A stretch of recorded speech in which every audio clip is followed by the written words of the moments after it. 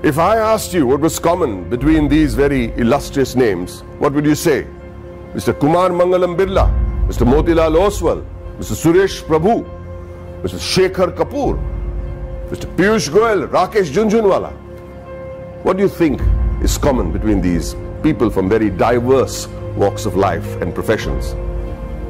Two letters, two simple letters, C and A. Two letters so powerful that if you join them and put them before a name, it not only becomes a professional qualification, but it represents willpower, dedication, intelligence, and the ability to march on come what may. To the rest of the world, these two letters mean chartered accountant. But to me, it means something completely different. Committed achievers. Let me tell you a story about a committed achiever. A young girl was wrongly prescribed penicillin for a common cold. What happened was that she became visually impaired. A 9-year-old became blind. She decided to become a chartered accountant. Her name was Rajni Gopal. So what if she was visually impaired? The world may think of it as a handicap, but she did not. In another story, the daughter of a man who sold coffee outside Borivali railway station on a bicycle decides to learn English in the 7th standard. And she fails. Tries again, fails again. She goes on to become a chartered accountant. Did she ever think that language would be a barrier? She did not. Did she ever think that her financial status would be a barrier? She did not. All she wanted to do was become a chartered accountant, a committed achiever. The only place where achievement comes before commitment is in the dictionary. It was this commitment to achieve that led to the formation of this organization that would change the economic structure of this country forever. ICAI, the Institute of Chartered Accountants of India. The leaders of this nation were visionaries. They knew the role chartered accountants would play in developing the country, which is why on the 1st of July 1949, a year even before the Constitution of India was formalized, an Act of Parliament gave birth to ICAI. Today, ICAI counts itself amongst the oldest professional institutions in the country.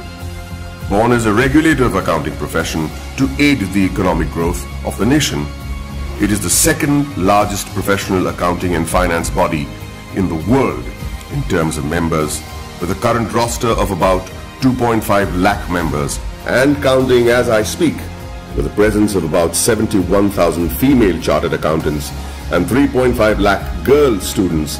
ICAI holistically carries the mission of transforming the nation from women's development to women-led development. During its eventful journey of 70 years, ICAI has become an integral part of the Indian economy, taking it on the path of the fastest growing economy in the world. With its emphasis on financial reform, ICAI radiates with shining milestones that stand as the acknowledged cornerstone of India's economic growth. In the year 1956, chartered accountants were recruited for the first time in the commercial audit branch of CA&G. Many of you may not be aware that many accountants were part of the Indian freedom struggle, like First Lady Auditor C.A.R. Sivabhogam, who participated in non-cooperation movement on the call of the father of our nation, Mahatma Gandhiji. She was also imprisoned for a year. Recognizing ICAI's strong regulatory framework, the High Courts acknowledged Council's strict disciplinary mechanisms in 1961. In 1964, the Council of the ICAI submitted its pre-budget memorandum for the first time. The memorandum contained useful suggestions for reorientation of taxation policies and procedures to the Finance Ministry. The process was so helpful that it is being practiced ever since. In the 70s, the ICAI started rendering free advisory services to SMEs and small taxpayers on maintenance of accounts, tax paying and other financial matters. Not only did it enhance the financial literacy of businessmen and citizens, more importantly, it started the industrial growth in the country. It also collaborated with the government to enlarge the scheme of scholarships. With all humility, I wish to mention that in the year 1972, ICAI members had provided pro bono professional services to the heirs of the Jawans and officers of the armed forces who sacrificed their lives in the war. Complete exemption from tuition and registration fee of the institute was also granted to the children of Amar Jawans and officers. The 80s saw widespread gloom in India's macroeconomic performance due to the prevailing conditions in the country. However, during the period between 1980 and 1990, the economy began to improve and growth rate accelerated. The government appointed CA members on various committees like boards of public sector undertakings and nationalized banks. The government also appointed ICAI as an expert and independent advisor on company law, fiscal and various other committees. The corporate sector, the public sector corporations, cooperative societies and public trusts were brought under the accounting discipline by legislation. In the 90s, sales tax audit was introduced in many states, which was a direct result of ICAI's efforts to showcase the role played by the CA community. ICAI developed a research center in the form of a non-profit company to be named as Accounting Research Foundation. It was during this time that the government recognized the ICAI as the sole recommendatory body for setting accounting standards in the country. 2000 and onwards marked the period when many MRA MOUs had been signed with many international bodies such as ICAEW, CPA Australia, Ireland, CICA, etc. ICAI was granted recognition by IGNOU as a research center for the benefit of its members and employees to pursue doctoral research from IGNOU. eSahayata was launched as an electronic service for members and students of ICAI to provide prompt services against their queries, complaints and grievances. In 2007, ICAI decided to recognize the CA leaders in industries, which gave birth to a glittering awards function. In 2009, ICAI was awarded the Recognition of Excellence Award by the then President of India, Srimati Pratibha Patil.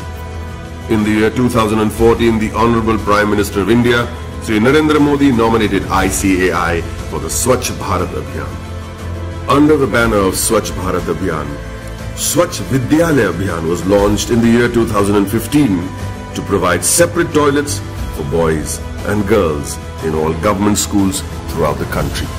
ICAI undertook a pilot study for the Indian Railways. The in-depth cost analysis helped in streamlining the running of the railways.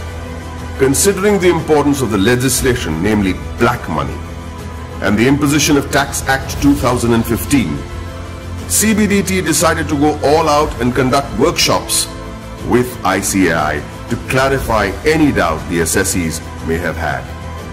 ICAI was chosen as the preferred institution to partner with the Government of India to create awareness and maximize the potential of the Income Declaration Scheme 2016. ICAI, jointly with the Ministry of Finance and the Ministry of Commerce and Industry, organized events at more than 470 locations across the country. It was attended by more than 42,000 citizens, including chartered accountants, company secretaries, advocates, and members from trade and industry.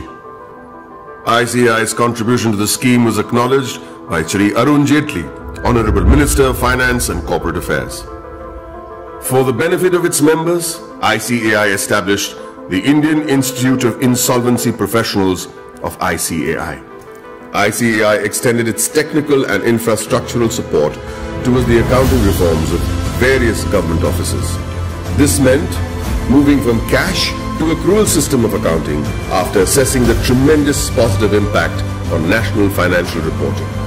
It was also an important year for the Indian economy, with GST being touted as the game changer, leading to one nation, one tax. ICAI, as always, was there to partner the government towards effective and smooth implementation of GST throughout the nation. As a result, ICAI and CA members became a proud knowledge partner for GST success. For a clearer understanding of GST, ICAI carried out more than 3,000 programs benefiting more than 2.5 lakh participants. ICAI also established GST Sahayata desks all across the country to facilitate small businessmen, traders, shopkeepers, and the public at large. ICAI has created a milestone by launching various incubation centers. In line with the Prime Minister's vision to support startups, ICAI is providing massive platforms to help CAs start their businesses. Not many people know that there is an accountancy museum in India, or that the ICAI is the first accounting body in the world to start a digital accounting and insurance board, or that there are 3 forensic labs in India to monitor financial bungling and frauds. With this, the ICAI is keeping its eyes and vision firmly on the future. The ICAI has a very strict code of ethics. Its motto is taken from the Upanishads, Yayeshu Sapteshu Jagriti, which translates as the one that is awake in those that sleep. Here's to the guardians who stayed awake and protected us while the rest of us slept. I'd like to salute this institute for the work it has done in the past 7 decades and wish them the very best in the years to come.